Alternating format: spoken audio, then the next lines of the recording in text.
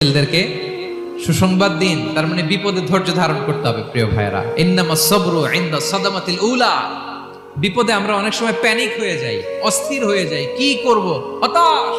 না, মুমিনরা হতাশ হয় না, ধৈর্য ধারণ করে। কি করে? কি করে?